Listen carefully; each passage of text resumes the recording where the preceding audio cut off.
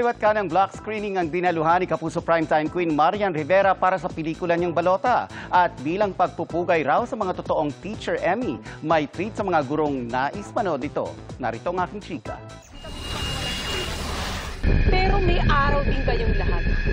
Kahit hindi pa ngayon o sa susunod na eleksyon.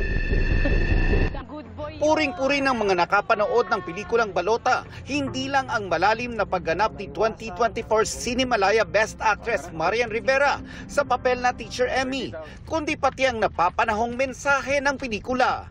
Ang Balota ay tumatalakay sa katiwalian sa panahon ng eleksyon at pagpupursige ng mga tao na maitama ito. Dumalo rin si Marian sa ilang block screening ngayong araw. Nakakataba ng puso, lalo na kapag nakikita mo yung mga good reviews na sinasabi lang tungkol sa Balota. So, ito talagang Balota, isang advokasya talaga siya. Kaya pinupush talaga namin na mas maraming makapanood. Kasi wake-up call ito sa mga tao, higit lalo sa mga kabataan. At tamang-tama, mag-e-election day na din, malapit na. Bilang pagpupugay sa mga totoong Teacher Emmy. Dahil love na love sa ni Teacher Emmy, may special rate kami sa mga teachers and student para mas magaan sa bulsa nila ang panonood nila ng Balota.